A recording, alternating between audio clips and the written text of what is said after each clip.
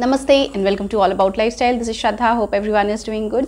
आज के video title से आप समझ ही गए होंगे कि मैं आपके साथ वास्तु टिप्स शेयर करने वाली हूँ। उससे पहले मैं क्लियर करना चाहती हूँ कि मैं कोई वास्तु एक्सपर्ट नहीं हूँ। ये सारे जो टिप्स मैं आपके साथ शेयर कर रही हूँ ये मैं सालों से प्रैक्टिस करती आ रही हूँ और इनके कॉन्सिक्वेंसेस बहुत अच्छे होते हैं। ये मैंने खुद फील किया है, तो आपके साथ शेयर करना तो बनता ही है। ये सारे वास्तु टिप्स या आइडियाज़ बहुत ही ज़्यादा इजी एंड डूएबल हैं। इसके लिए आपको कहीं ज्योतिष वगैरह के पास नहीं जाना पड़ेगा। ये आप खुद कर सकते हैं और अपने घर में सुख संपन्नता प्रॉस्पेरिटी ला सकते हैं। So without wasting any time let's start the video. Entrance and vastu के अकॉर्डिंग घर का एंट्रेंस साफ, सुंदर और चमकदार होना चाहिए। Let's talk first about the door. तो घर का मेन दरवाजा मजबूत लकड़ी का बना होना ज़रूरी है। अगर डोर डिफेक्टिव है, चिप्ड है या कहीं से भी खराब या टूटा है तो उसे फटाफट रिपेयर कराइए। जैसे कि ये डोर आप देख रहे हैं चिप्ड है तो इसे मैंने पॉलिश किया है। तो छोटी मोटी चीज़ें आप भी कर सकते हैं जिसे नज़रअंदाज नहीं करना चाहिए। दूसरी बात कहूँगी कि घर का जो मेन एंट्रेंस है वो ब्लैक कलर का बिल्कुल भी नहीं होना चाहिए। Avoid black colour. आप कोई भी और कलर कर सकते हैं लेकिन ब्लैक कलर को अवॉइड करिए क्योंकि ये बहुत ज़्यादा नेगेटिव एनर्जी एब्जॉर्ब करती है। अब हम बात करते हैं कि जो घर के एंट्रेंस डोर्स होते हैं या कोई भी डोर होती है उसमें जो आवाज़ आने लगती है फ्रिक्शन के कारण, तो उसे भी रिपेयर करना बहुत ज़रूरी है। वो आप घर पर ही कर सकते हैं बाय जस्ट एडिंग ऑयल। तो ल्यूब्रिकेशन प्रोवाइड करना है हिंजेस में, आप कोई भी ऑयल यूज़ कर सकते हैं। वैसे ही घर का दरवाज़ा एंट्रेंस साफ़ सुथरा होना चाहिए, कोई डस्ट नहीं होनी चाहिए। तो इसे वीकली ट्वाइस और थ्राइस आप क्लीन करते रहिए। इस तरीके की डस्ट नहीं जमना चाहिए, इससे नेगेटिव एनर्जी आती है, प्रॉस्पेरिटी रुकती है और फ्लो ऑफ मनी भी रुकता है। वैसे तो हर एक कोना घर का साफ़ सुथरा और क्लीन होना चाहिए, लेकिन होम एंट्रेंस एक ऐसी जगह है जहाँ से एनर्जी फ्लो होता है। तो अगर आप पॉजिटिव एनर्जी चाहते हैं तो अपने घर के एंट्रेंस को साफ़ सुथरा और क्लीन रखें। वैसे ही डस्टबिन को अवॉइड करिए कि आप होम एंट्रेंस पे डस्टबिन बिल्कुल भी ना रखें। अब मैं बात करना चाहती हूँ कि घर के अंदर या बाहर हम इस तरीके से जूते चप्पल फैला कर रखते हैं, तो अपने शूज़ को इस तरीके से स्प्रेड करके नहीं रखिए। उनकी एक प्रॉपर जगह बनाइए, जैसे कि शू शेल्फ या शू रैक। इन सब छोटी छोटी चीज़ों में ही हम प्रोक्रेस्टिनेट करते हैं और इस वजह से ही प्रॉस्पेरिटी रुकती है और बैड लक एंटर करता है। नेक्स्ट बात करते हैं डोरमैट का। डोरमैट का सिंपल और कलरफुल सिल्क, कॉटन या वूल का बना होना ज़रूरी है because these natural fibres attract positive energy and positive feeling. Timely इन्हें वॉश करते रहें। एक्रिलिक और प्लास्टिक को अवॉइड करें क्योंकि ये डस्ट को एब्जॉर्ब करते हैं और नेगेटिव एनर्जी को। अब बात करते हैं कि वास्तु के अकॉर्डिंग घर का एंट्रेंस डेकोरेटिव होना चाहिए या नहीं। तो जी हाँ, बिल्कुल करना चाहिए। हम सिर्फ फेस्टिवल्स पर ही एंट्रेंस पर ध्यान देते हैं, उसे डेकोरेट करते हैं, लेकिन गुड लक एंड प्रॉस्पेरिटी सिर्फ फेस्टिवल्स पर ही नहीं, हमेशा आपका दरवाज़ा खटखटाएंगी अगर आप प्रॉपर तरीके से उसे डेकोरेट करेंगे। घर के बाहर आप तोरण, नेम प्लेट, वॉल हैंगिंग और प्रॉपर लाइट ज़रूर लगाएं।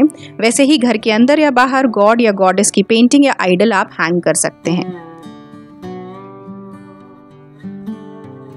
इंडियन आर्किटेक्चर के अकॉर्डिंग घर को मनुष्यालय या ह्यूमन टेम्पल कहा जाता है। तो वास्तु के अकॉर्डिंग अगर आपके घर की वॉल्स में डैम्पनेस, लीकेज या सीपेज है या वॉल्स चिप्ड हैं, पेंट निकला हुआ है, तो ये वास्तु दोष लाता है। देखने में भी ऐसे घर या वॉल या रूम अच्छे नहीं लगते हैं। तो इसलिए आप हमेशा खुद तैयार रखें और वॉल पुट्टी, पेंट, इस तरीके की चीज़ें अपने पास रखें ताकि आप भी इस तरीके के छोटे मोटे टचअप अपने घर को देते रहें।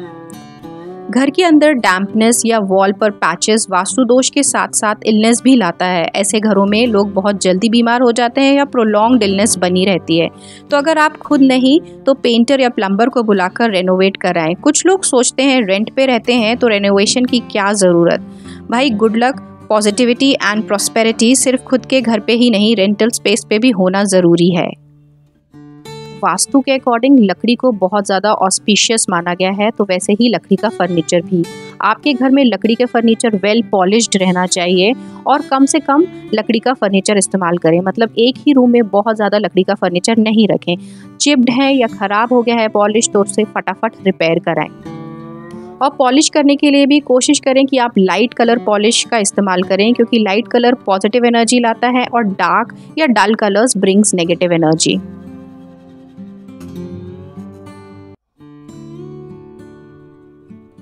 इन accordance with vastu, green plants या ट्रीज बहुत ज़्यादा पॉजिटिव एनर्जी लाते हैं आपके घर में। अगर आपके घर में ज़्यादा पौधे नहीं चल पा रहे हैं तो इसका सीधा मतलब है कि आपके घर में नेगेटिव एनर्जी हो सकती है। यहाँ मैं बात करना चाहती हूँ मनी प्लांट का, स्नेक प्लांट, तुलसी, ये सब पॉजिटिव एनर्जी लाते हैं आपके घर में। लेकिन इनको मेंटेन करना भी बहुत ज़रूरी है। एक एग्जांपल देना चाहती हूँ, जैसे कि हमारे घरों में या बहुत सारे लोगों के घरों में इस तरीके के विंडो स्पेस रहती है या कोई ऐसी स्पेस रहती है जहाँ प्रॉपर लाइट या हवा आती है, उसे हम क्लटर्ड बना के रखते हैं, कचरा भर देते हैं। तो ऐसा बिल्कुल भी नहीं करिए, क्योंकि जहाँ से एयर फ्लो हो रहा है वहीं से पॉजिटिव एनर्जी आ रही है। तो वहाँ पे साफ़ सुथरा बना कर रखें। और आप इस तरीके के प्लांट कटिंग्स बॉटल में रख सकते हैं, क्योंकि इन्हें हवा और धूप दोनों मिलेगी और ये अच्छे से चलते जाएंगे। प्लांट्स को रखने के साथ साथ टाइमली इन्हें मेंटेन करना भी बहुत ज़रूरी है। डेड लीफ या डेड रॉटन रूट्स स्प्रेड करते हैं इलनेस को और ये दर्शाते हैं डेथ को। तो इन्हें प्रॉपर तरीके से ध्यान दें, इन्हें फटाफट हटा दें और इसका पानी भी वीकली 2 या 1 बार ज़रूर चेंज करें। पानी बदलना इसलिए ज़रूरी है क्योंकि एक तो ये प्लांट को ख़राब करेगा और दूसरा रुका हुआ पानी या रखा हुआ पानी पॉजिटिव एनर्जी और प्रॉस्पेरिटी दोनों को ही रोकता है। तो सिंपल सा ये कहना है कि सूखी पत्ती, सड़ी हुई जड़, इन्हें रिमूव कर दें, क्योंकि ये नेगेटिव एनर्जी को एब्जॉर्ब करती है। वास्तु दोष को हटाकर इन टिप्स के साथ अपने घर को आप सुंदर भी बना सकते हैं।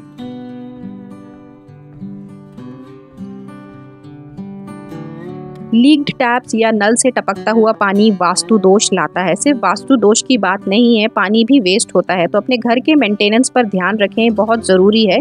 टाइमली लीक्ड टैप या ड्रेनेज प्रॉब्लम को सॉल्व कराएं और इससे पॉजिटिव एनर्जी लाएं।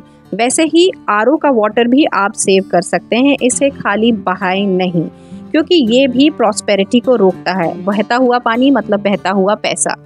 तो पानी को कलेक्ट करिए और उस पानी को आप क्लीन करने के लिए इस्तेमाल कर सकते हैं या पौधों में पानी डालने के लिए भी इस्तेमाल कर सकते हैं। यहाँ मैं कुछ पर्टिकुलर पेंटिंग्स की बात करना चाहती हूँ जिन्हें मैंने अपने खुद घर में रखा हुआ है और बहुत अच्छे रिजल्ट्स महसूस किए हैं। एलिफेंट वॉल हैंगिंग पेंटिंग की बात करते हैं, जिनका ट्रंक या जो सूंड होती है वो ऊपर की तरफ उठी रहती है, रेयर लेग पे डांस करते हैं। ऐसी पेंटिंग घर में प्रॉस्पेरिटी, पैसा और गुड फॉर्च्यून लेकर आते हैं। वैसे ही कामधेनु और wish granting cosmic cow at home brings prosperity. इससे बीमारियां दूर होती है, मेंटल स्ट्रेस दूर होता है, देखने से ही शांति मिलती है। पुराणों के हिसाब से कामधेनु को देवी का स्वरूप माना गया है। So it brings wealth, prosperity and luck. आप पेंटिंग या आइडल भी रख सकते हैं। सो या that's it for today's video. I hope आपको ये इंटरेस्टिंग वास्तु टिप्स पसंद आए होंगे कि कैसे आप अपने घर को साफ़ सुथरा रख कर, तरीके से डेकोरेट करके और कुछ चीज़ें ऐड करके और कुछ चीज़ें निकाल कर अपने घर में सुख शांति ला सकते हैं, प्रॉस्पेरिटी ला सकते हैं, गुड लक ला सकते हैं। अगर आपको वीडियो पसंद आया है तो चैनल को ज़रूर सब्सक्राइब करिएगा for more such informative and interesting videos. Thanks for watching. मैं मिलती हूँ अगले वीडियो में, तब तक के लिए टेक केयर, बाय बाय।